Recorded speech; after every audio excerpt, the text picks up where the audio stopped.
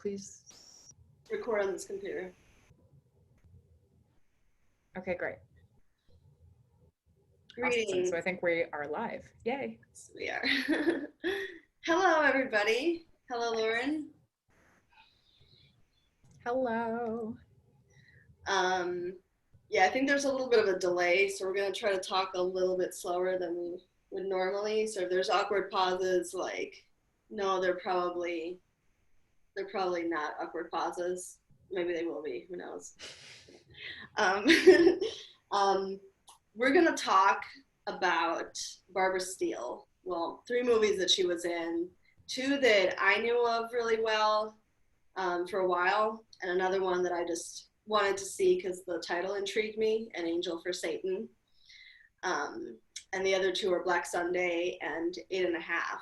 And I know Eight and a Half is not a horror movie, and you know, that's not the point. All these movies are amazing and interesting in their different ways, and we want to just appreciate the artists, appreciate Barbara Steele and her amazing talent, her craft, and Fellini and Bava and whoever directed the other one. And I wanted to do our debut episode about Barbara Steele because Lauren looks just like her. I did my makeup like her today. You nailed it. You totally nailed it. I love it so much. So how did you feel watching these movies? I think you'd seen Black Sunday before, right?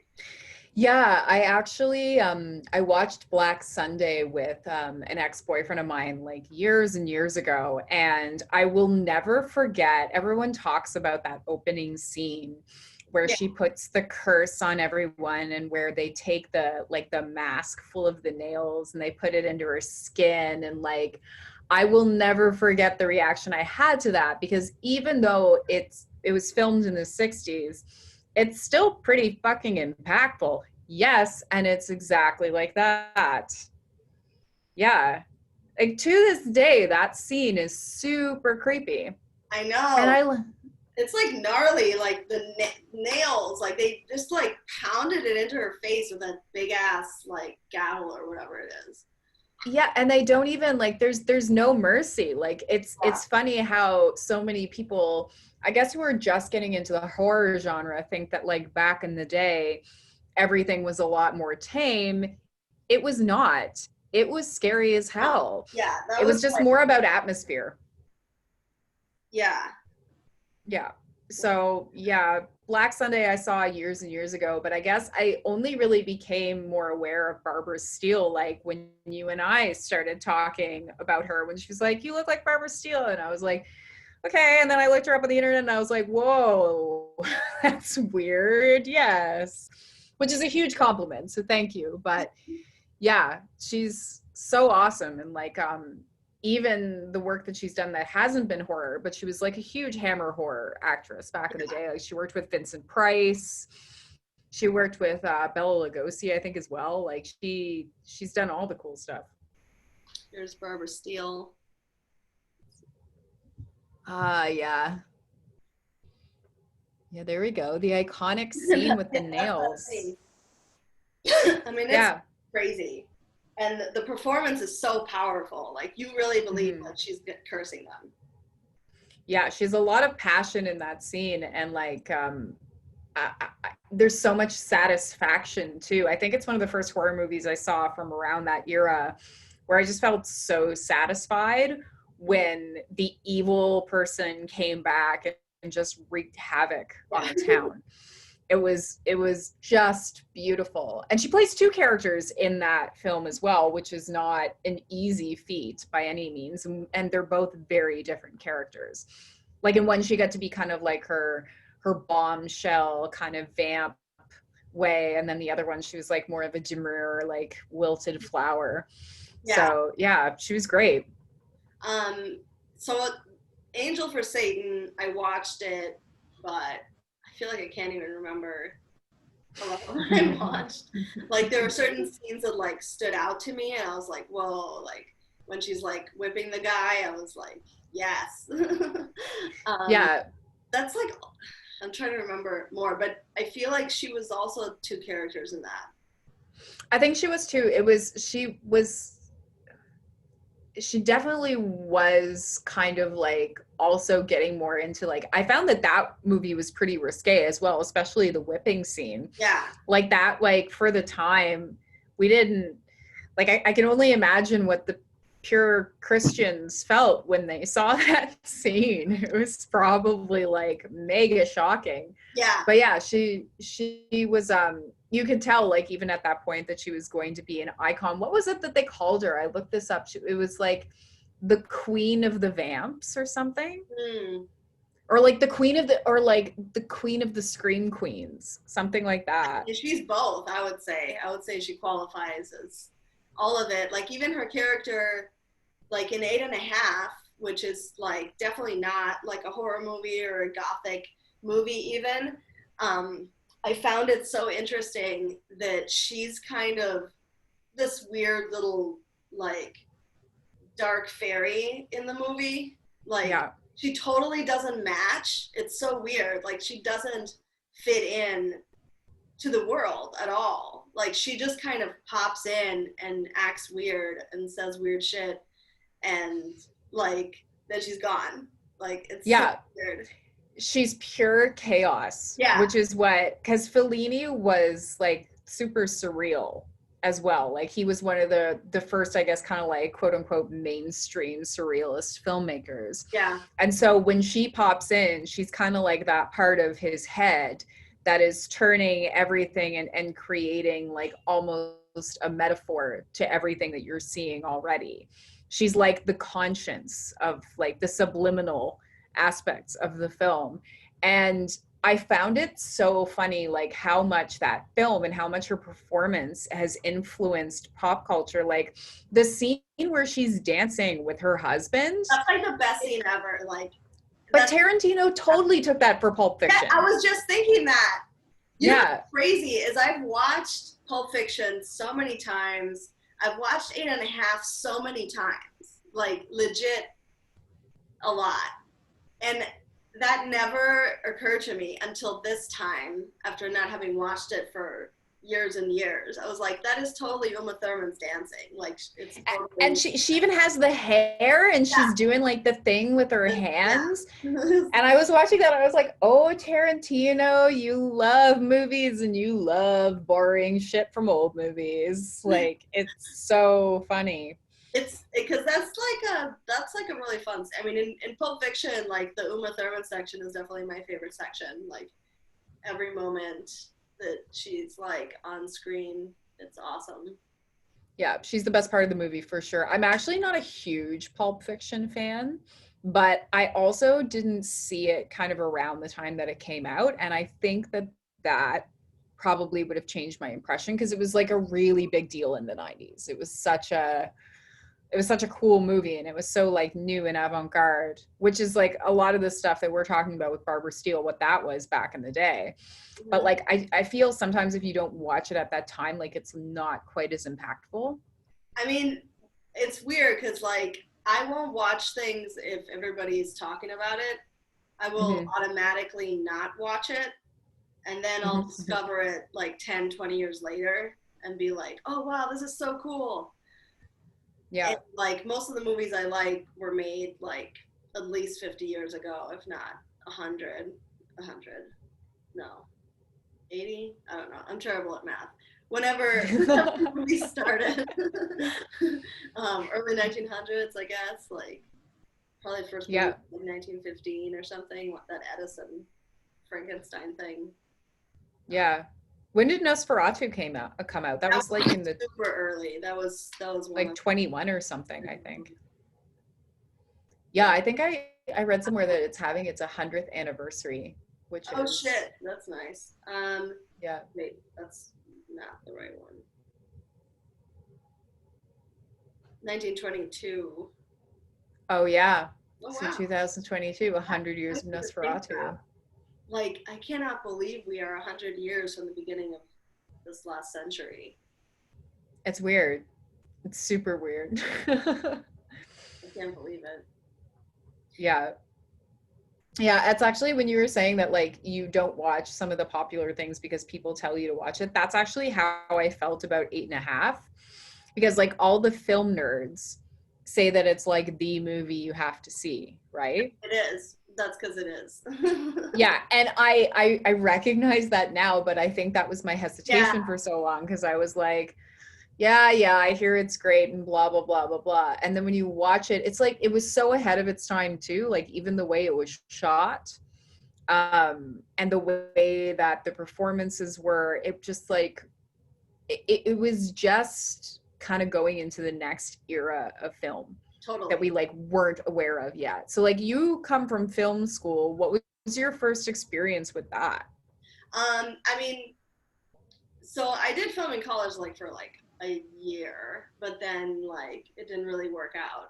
But my childhood was film school because my mother had a film degree and she was like obsessed. So she's the one that showed me Eight and a Half. I don't know, I can't remember what age I was when I saw it, probably early teens. Um, and it was just like, it was literally like a class. Like she was like, look at the cinematography, look at like the dream symbolism, like look at how he's exploring like Catholic culture and how it creates this Freudian guilt complex. Like, I mean, pretty much sucked all the fun out of it. And it's still amazing. So that's how good Fellini is. Like, For sure. Yeah, um, I see what your mom's saying though, like that scene where he's having like that dream sequence where he has the harem. that's a powerful scene because it's honestly actually the whole movie I feel pretty good watching. Like I'm in a good mood. It's a cool kind of headspace. And that's the one scene that like I start to feel a little uncomfortable. Mm.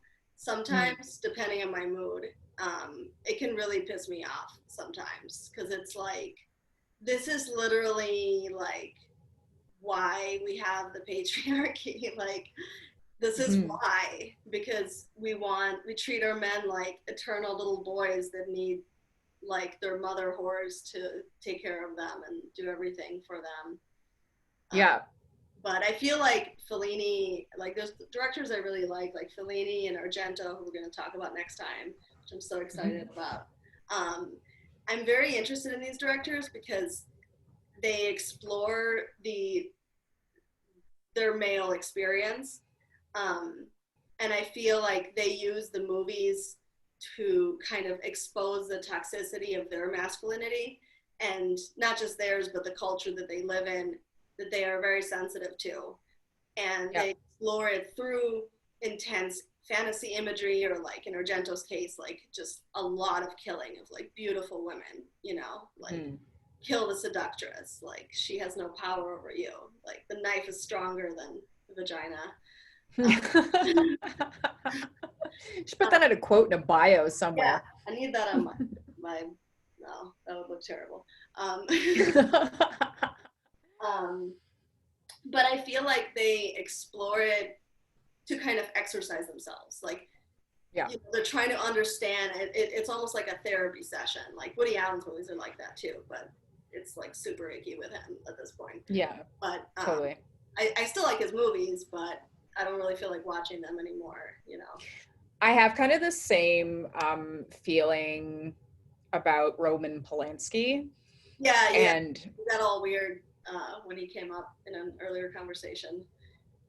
yeah, Yeah. he like he's done two of like what I would say are two of the most solid, spectacular horror movies ever made. I mean, With all his movies are fucking great. I mean, oh Chinatown. yeah, Have you seen The yeah, Tenant?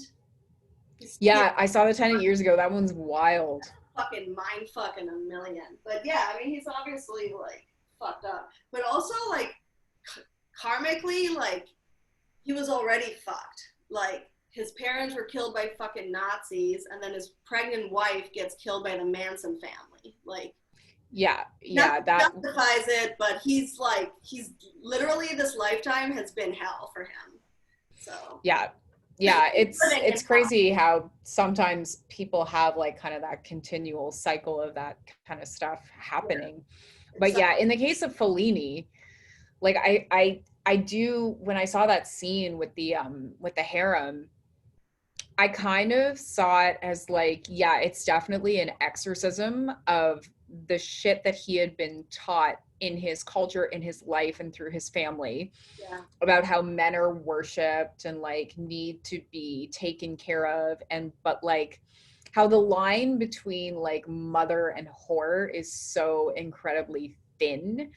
And he really explores that in the metaphor, and it's not actually thin, it's not a thin line at all, but just in terms of how patriarchal structures have Yeah. kind of I mean, created this dynamic. if you're looking at it in binaries, you know, I mean, that's the whole toxicity of it, is like, you're either a mother or a whore. Like, what if you're a Yeah. whore and a mother? Hello?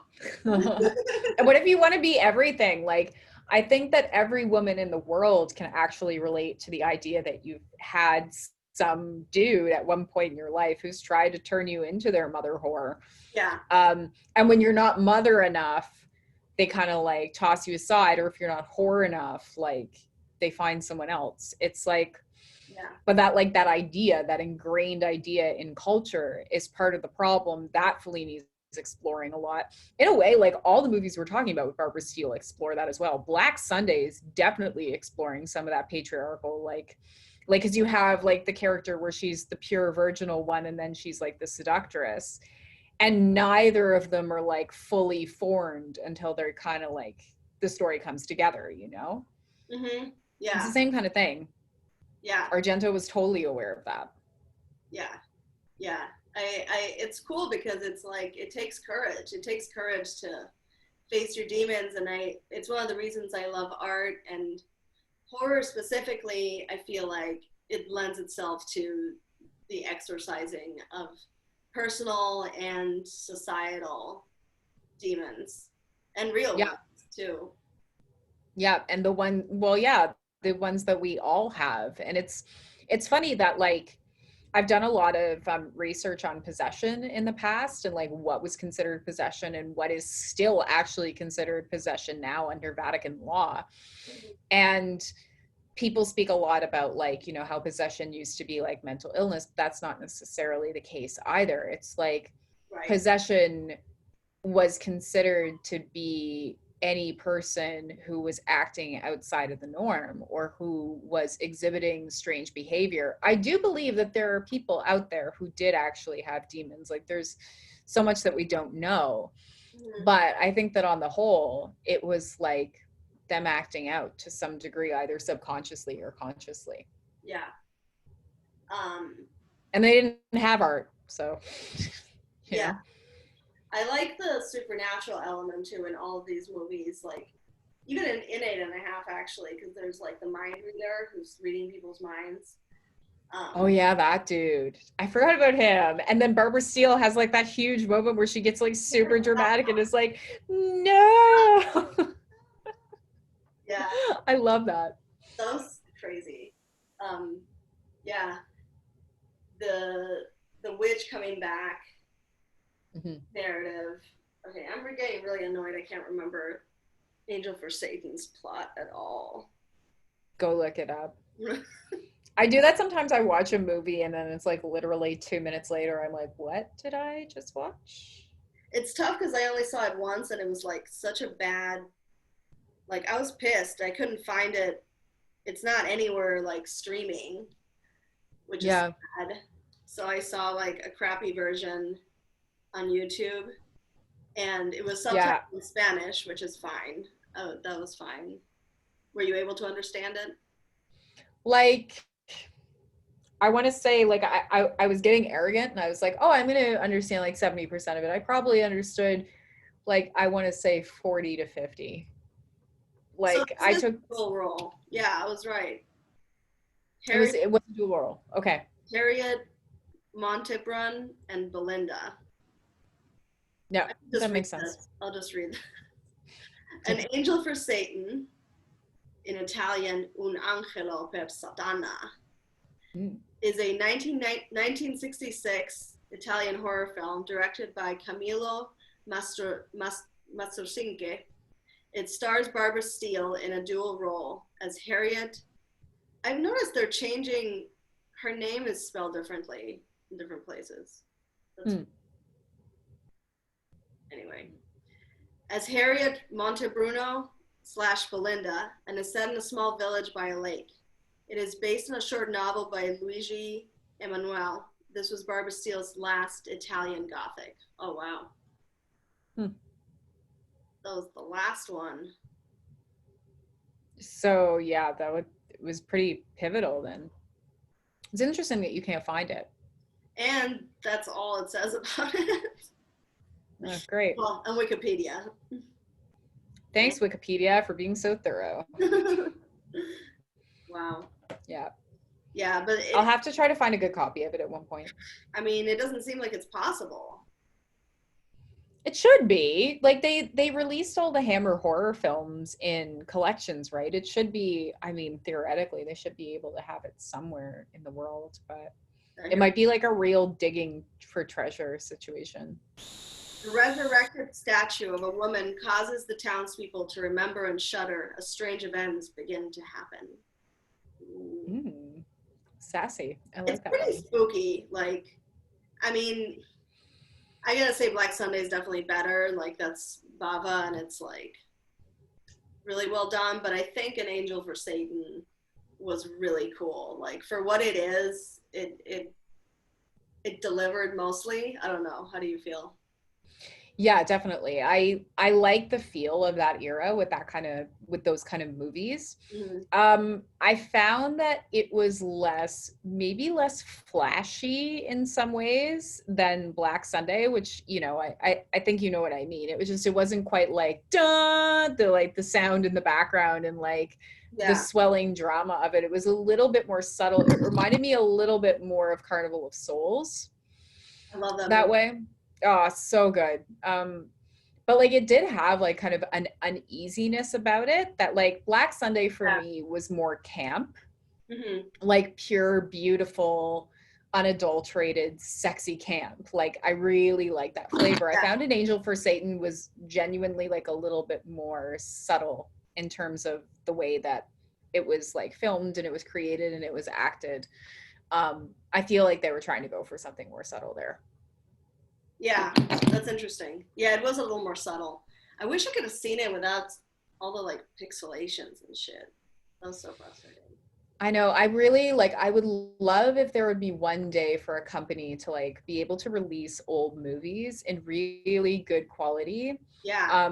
On DVD or like Blu-ray or for streaming. Like we really there's so many different streaming services. There's nothing for just old movies. Yeah, but I think there's just like orphan movies, like the award winners and stuff like that. Like they'll get Criterion editions. Like there's a Criterion of 8.5 because it's like totally masterpiece. And which reminds me, I told you about this yesterday. This is one of my favorite facts about Barbara Steele. There's this movie that I don't know if it has a Criterion, if it's part of the Criterion collection, but if you can find it, like you definitely need to see it. They shoot horses, don't they? Oh, right. Yeah, you brought that up. Yeah. Yeah. So that was 1969, and it was written by Barbara Steele's husband. Yeah. And one of the main characters was actually written for Steele, and they gave it to someone else, and Barbara Steele was so fucking pissed. And apparently she made like a scene at the studio. Like that would have pissed me off too. But that movie had Jane Fonda and Bruce Dern. And it is by far one of the most disturbing movies I've ever seen in my life. Oh, fuck. I'm so pissed Steele didn't get it. Yeah, me too. She like, and the character too, like when you watch the movie, it would have been so perfect. Not to knock Jane Fonda. Like Jane Fonda is fucking great, but no, it's not Jane Fonda's character. It was the other woman. I forget her name. I'm going to look this up. I can't even remember her name. But I think she was okay, but she played kind of like this like vampy socialite kind of thing that when you know who Barbara Steele is, you're like, oh, why didn't she play this role? They shoot horses, don't they? Okay, I'll tell you her name. So the name of the character is Alice, and she was replaced by Susanna York. Oh, I'm not even sure. Her name Susanna York passed away in 2011, I guess. But it was this cute, like beautiful little character who was like one of the like kind of socialites, vampy humans who Barbara Steele would have been perfect for. And yeah, her husband wrote her that role. And then the producers gave it to Susanna York instead. I mean, she's pretty hot, but she's no Barbara Steele. Sorry. No, like she doesn't have the sultriness. Yeah. I mean, I'm biased Like, because she doesn't have the edge. yeah. But yeah, that movie was pretty incredible. It's like it's about, well, the marathon, the dance marathons in the States in like during the Dust Bowl era. Oh, okay. So it's about two contestants during the dance marathons, and it's a period of American history that like they don't talk about a lot because it was really fucking weird. It was like the precursor to reality TV, where basically they had competitions to see who could dance the longest, but you didn't get breaks. So like people would die in the ring. They would die People dancing. Yeah, and they were sleep deprived, so some of them would go psychotic. If a person died, you would have to dance in a partner. So some people would hoist the dead person up onto their shoulders so they could continue getting the prize money. And it was insane. Like, this is just like a piece of what they used to do to people. So the movie is about two people in a contest to try to get the prize money during the Great Depression. Wow. And it is so upsetting. Like, I actually cut it out of my mind for 15 years. I didn't remember it at all. And then all of a sudden, this last Christmas, I was watching Whatever Happened to Baby Jane with my mom. Nice. And then I remembered it. And I was like, oh, fuck, that movie. Wow. But yeah, Barbara Steele's husband wrote that whole thing and like really had the perfect character in mind for him, but the producers wouldn't let it happen. That makes me sad. That makes me super sad, especially having seen it and knowing her work. She would have probably been a like lot I was better. thinking with all these movies, like what, and there's more movies. I need to watch more Barbara Steele movies for sure. Yeah. But even in just these three, like what range? Like she has so much character and performance range. I was actually wondering how you felt like watching these, because like you look like her, but like could you see yourself like acting the way, like she's like, so like there's some really intense over the top scenes, like the opening of Black Sunday, for example, where she's getting a fucking brand. Oh, yeah. You know what? That's like my dream. I would love to be able to, like, one of my craziest dreams of my life, aside from like writing, is to create a Grand Guignol theater. Oh my God. And to I relaunch that. I used to be obsessed with that. I'm so obsessed with Grand Guignol. I wanted to do like, yeah, I love Grand Guignol in that style.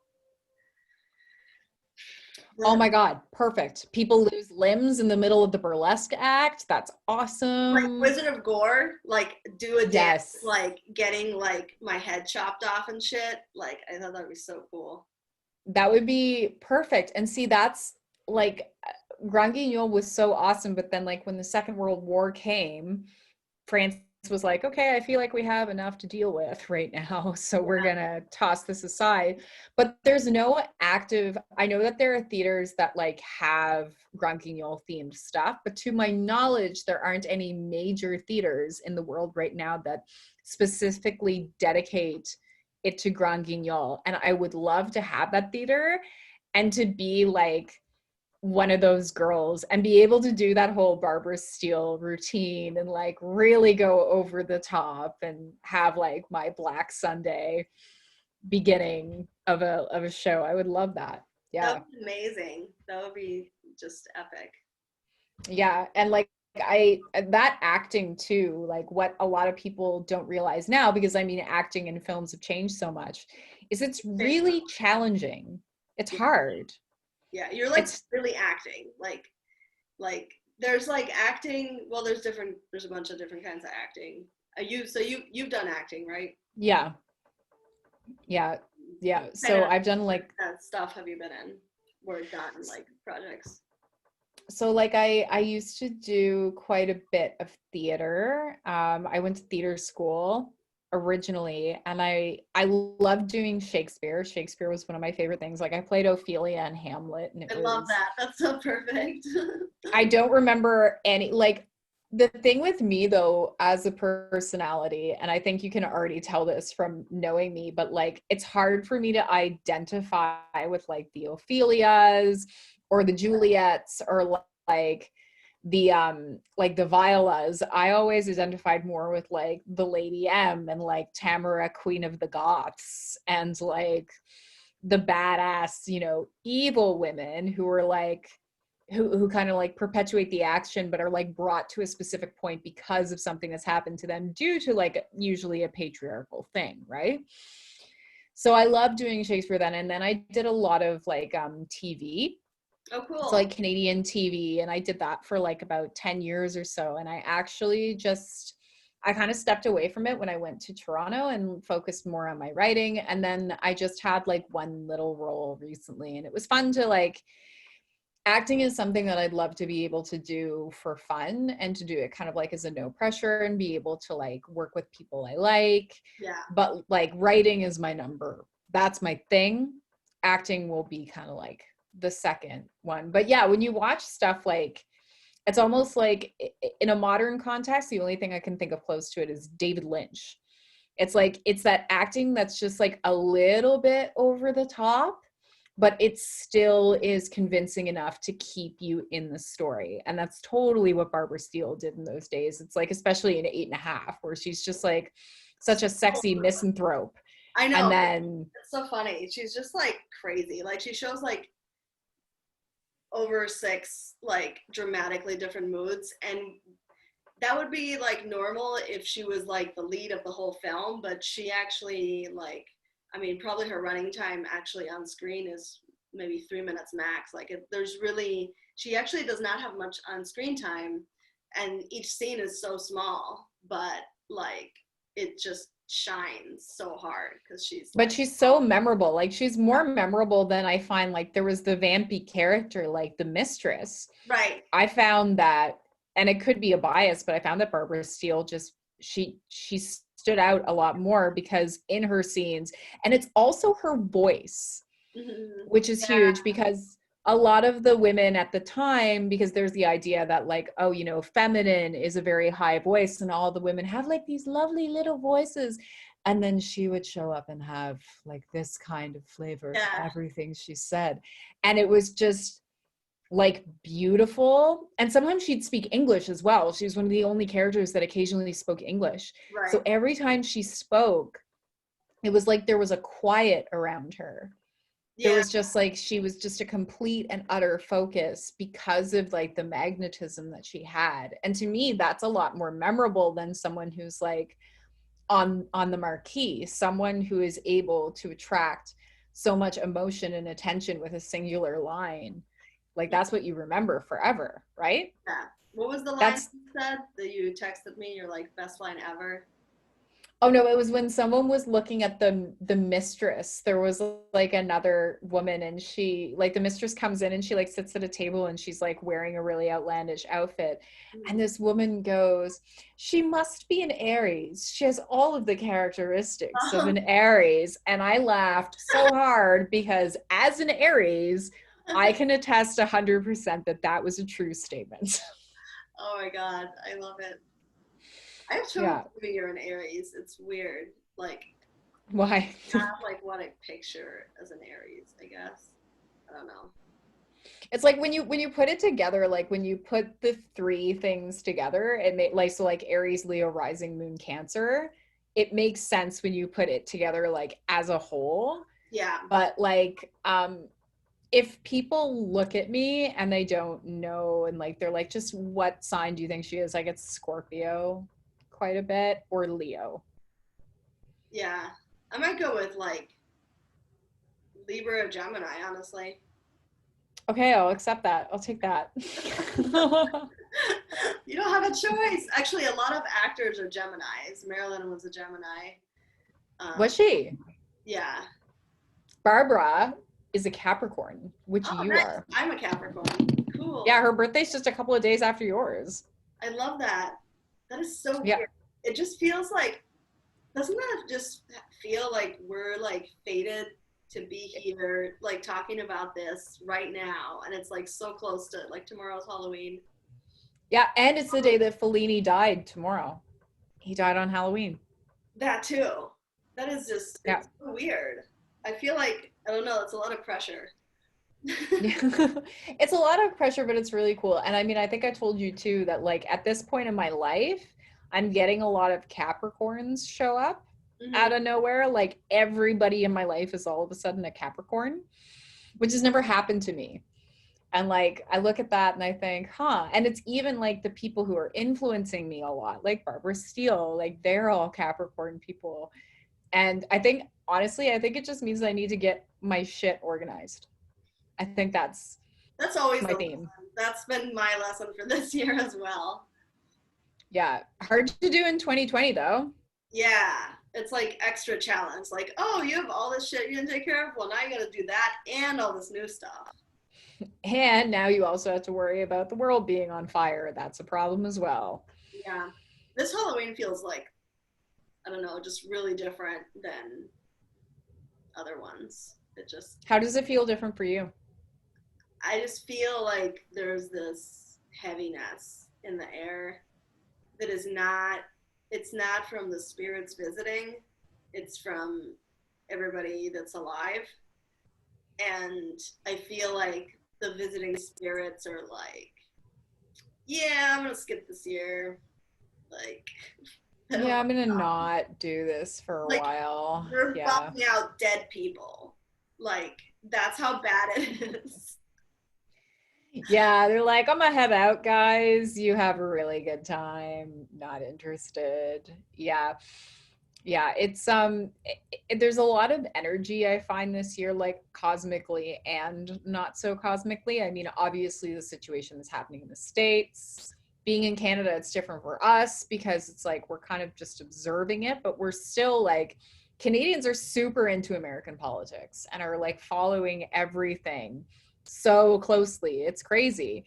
And then on top of that, like there's just so many like the Black Lives Matter movement, and then we just like throw a pandemic on top of everything. So while people are fighting for their rights in the streets, also you have to be worried about this force that you cannot see or feel Yeah. killing a bunch of people, I mean, and it's strange. that's what's crazy. It's like Halloween is usually a time where everybody's like, oh, I'm gonna watch a scary movie. I'm gonna like do something spooky, like, and everything is terrifying right now. Like, it's not fun.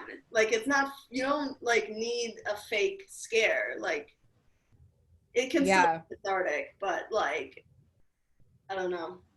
I actually read this article that said that horror fans are the ones who are most equipped to deal with these times Yeah, totally. because subliminally you're watching this stuff on screen. You're getting kind of the same, like the heart rate's going up. You're having the same scientific, like the same physical reactions that you would if you were actually in danger, but you're in kind of a safe place.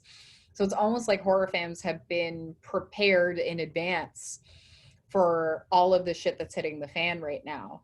And I find that even like I've started to tip into like the really fucked up horror movies since this has happened. Like I've started watching some super disturbing movies, and it's kind of like there is an odd catharsis in it because you Yeah. almost feel like you're dealing with the worst possibilities already, and it's like a mental preparation for anything that can happen.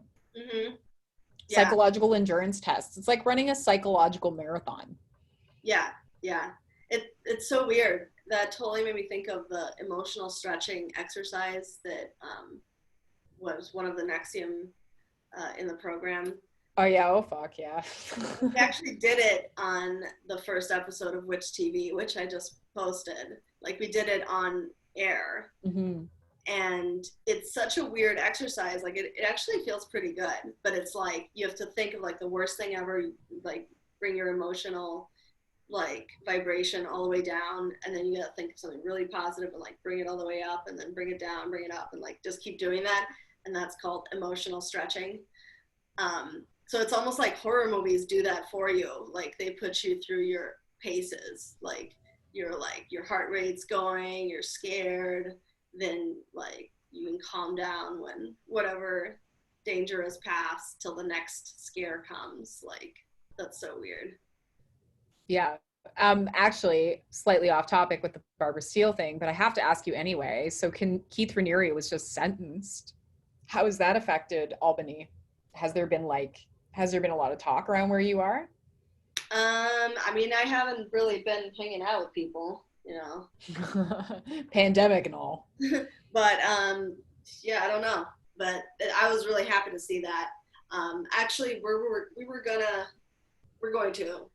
go check out the area soon, maybe next week or something, where they lived and everything, and like headquarters. Mm, that's crazy. What a weird time. Ugh. Well, what's crazy is I think there's still like defenders. So like Oh, for sure. the actress who was in, I didn't even realize this before, but the actress, I forget her name, who was in Battlestar Galactica, she got married with Allison Mack. Mhm. They're saying like maybe it was like a green card thing or something, but she's apparently still standing by Raniere. So, But is even Allison Mack still standing by him?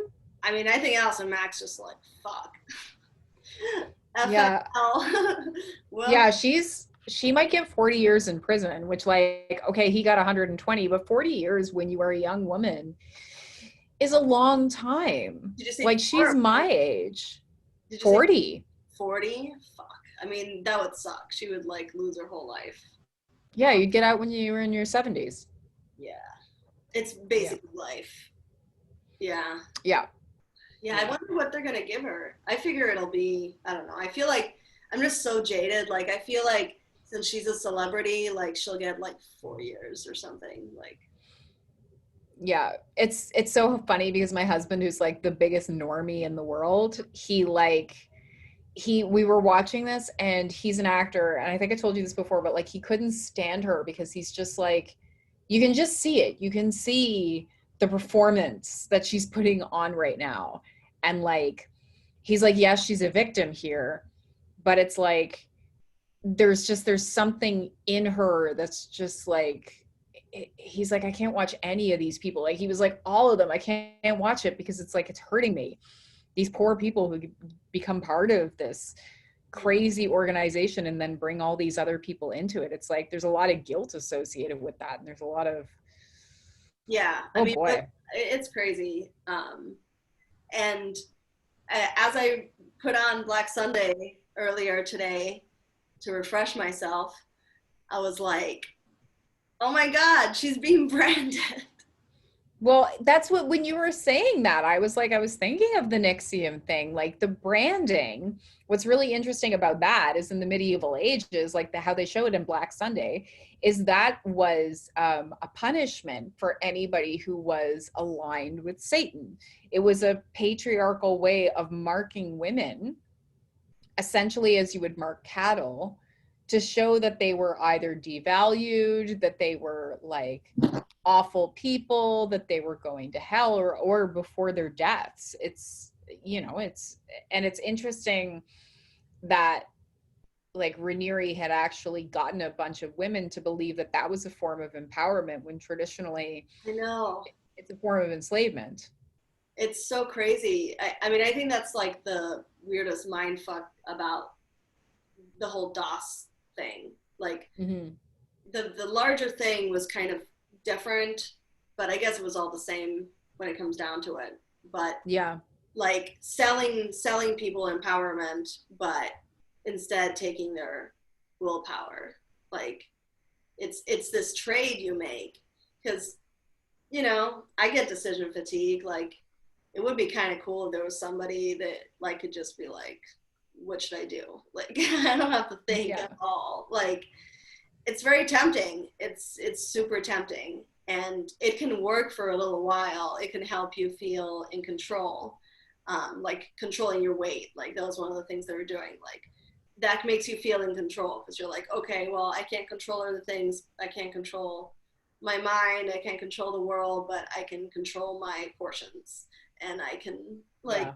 use my body like this weird doll that I'm just messing around with so I can feel okay.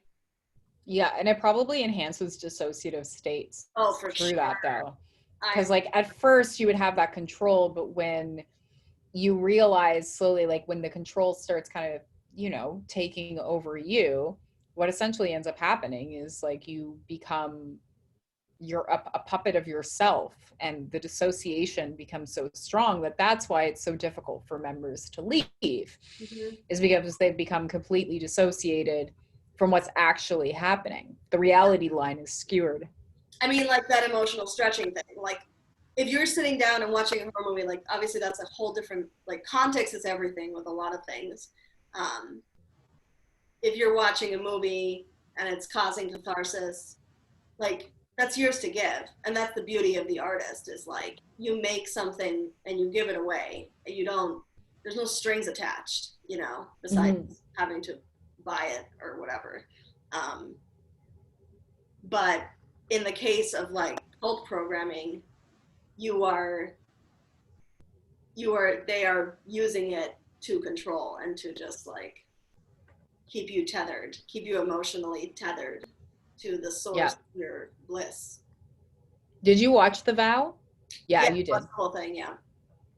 Yeah, it was interesting. It was yeah, definitely how they kind of, I found it most interesting, like the kind of systems that he used, and when they were describing the systems.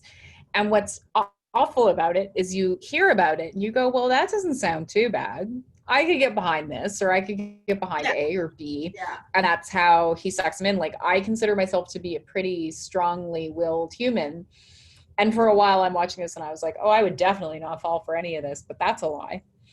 I mean, if I were in the right emotional state, Right. you know? Yeah. Yeah. Yeah. Yeah.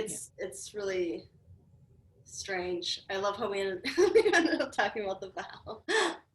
Yeah. It's just like this is what's beautiful about these things is you start with one thing and then you kind of go into some of the others and then it all comes together in the end. Yeah, I mean, it's all related. I mean, she's getting branded, like literally, she's getting branded, and I love how they did it with like you can tell it's like wax. Mm-hmm. Yeah. Yeah. That scene is like, I mean, I saw that movie when I was 20, I want to say 21, and I'm now 35. And I've only seen it like, and I saw a little bit, I saw it again like about a month ago, but I still so clearly remembered that scene Mm-hmm. that it was just like, there are a couple of scenes in movies that like are branded into my memory. That one and the end scene from Freaks have been like such a good That's movie. another one of those like timeless movies where it's like this could Mm-hmm. have been at any time and it still feels current. I feel like Carnival of Souls, like Freaks, Eight and a Half, like these movies don't actually age. They're, No. they're evergreen. Yeah, I totally agree with that. And like there's kind of a magic to it that, no matter what time in your life you watch it, you can still get something out of it. Like when I watched Black Sunday the first time, I think I was more like, so I was dating a film nerd, so I kind of wanted to impress him a little bit and, like make sure that I like knew all the important stuff. And like the imagery really stuck with me, but I think that in watching it recently, thematically, it stuck with me more, like the stuff we're talking about with the patriarchal control that these men were exercising over Barbara Steele's character, and Yeah. the kind of the dual like virgin and the whore theme that comes in later, like that sort of struck me more, and I was able to go, oh, okay, so this is something that is still happening in our society. Like we're still doing this, like even though this is like a story from the 1300s and it was filmed in the 60s, the same shit is happening Yeah. all the time. It's just, it's not witches now, it's feminists, or it's like, as they say, feminazis or whatever. And it's still like that form of control is still being exercised, it's just in a different medium. Mm-hmm. Do you consider Yeah. yourself a witch? Yeah. I think that any person who helps others and like tries to I guess sort of work towards a better world and healing and empowerment for those around them. I think that everyone is sort of a natural witch. I think that women specifically can be more attuned to it because of we tend to be more empathetic. But yes, I've studied witchcraft since I was a child, and it's something that feels very at home to me. Mm. And I know you feel the same way. Yeah, it's funny, like when we first started talking and we found we had so many things in common, loving movies and being like, our first conversation was about astrology. Yeah. And it's like, it's really very strange. But it's interesting seeing like witches in movies, how they're depicted, because it's always like, it's always a little bit infuriating and a little bit cool, like at the same time. Yeah. It's like Barbara Steele as a witch getting burned in Black Sunday is like this iconic thing that gets burned into your brain as you watch it. And she just like rocks it. Like she's just so fierce when she's cursing. You're like, yeah, curse those bastards. Yeah. Her own brother did this to her. I know. And that's like that was very common in the media. And like it's still common in some ways, in some circles, especially when religious indoctrination is part of the equation. But what I find is interesting about that movie coming into like modern times is, have you seen Lords of Yes. Oh, check it out. It's actually a Santa Muerte. Oh my God, that's beautiful. Isn't that cool? I love it. Have you seen Lords of Salem? Yes, I love it. So Rob Zombie was, yeah, it's one of my favorites. I watch it every Halloween, but Rob Zombie was heavily influenced by that scene in Black Sunday. So when I listened to a podcast with him recently, he was talking about the scene where Barbara Steele has the thing like nailed on her. Mm-hmm. And he was like, that was the emotion that I essentially wanted with the witches. Oh, nice. In one of the scenes when they're being burned. Is he was like, I wanted to have like kind of that power and that fury at the same time. And what I really love about that movie too is, in the past, you have witch movies and the witches are either like super ugly or they're like super beautiful. And then like as we kind of like went into the 80s and 90s, they're all like really super tiny, and when they're naked they look perfect. Yes. But in Lords of Salem, they're all different body types. Yes. Also, like it explores depression, which I really appreciate. Yeah. Yeah, totally. Honestly, we need to do an episode where we talk about like our favorite witch movies, because I would love to talk more. I'm writing this down right now. I literally just have Okay, awesome. I have that down. Yeah, there's just so much to cover with that. There's so many good ones. Of course, The Love Witch. Like, it's fun to see like a new movie that feels like an old movie, because I'm just such a sucker for aesthetics of like the 60s and 70s. Totally.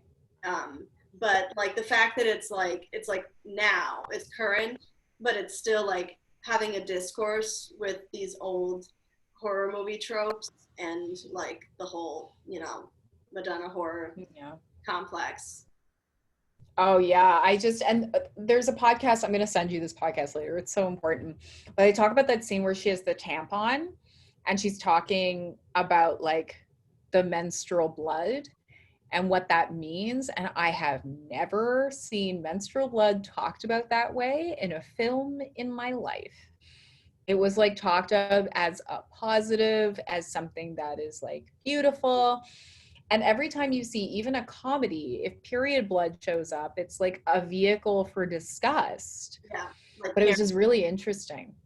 I love it. That's like my least favorite thing about Carrie. I think we froze. Can you hear me? Yeah, we're good.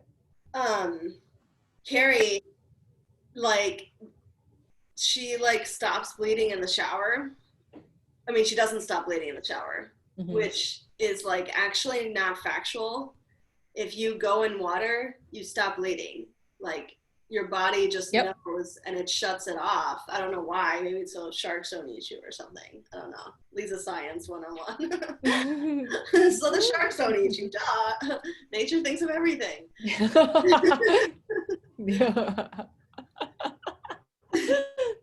That's so funny. But her period thing is like so, yeah, that's like how they shame her, like make her feel bad, which is makes sense that they do that. Yeah. So we are Yeah. running out of time. Children are cruel. Yes, children are awful. Well, mean children are awful. Good children are good, and we'll get hardly any gifts this year because everybody's broke. Yeah. So this has been really cool. Our debut episode of Woo! Hour of the Vamp.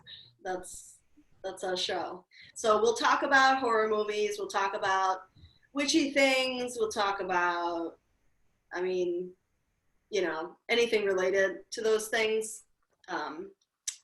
So I'm really excited to do this, and this is really cool. Yeah, I love it. I'm so glad to be a part of this. And I had to do this first episode because, you know, look at her. So we talked to Barbara Steele, who's fucking awesome. Like, I need to watch so many more Barbara Steele movies. Like, I literally had only seen Black Sunday and 8.5. Like, and she has a big body of work.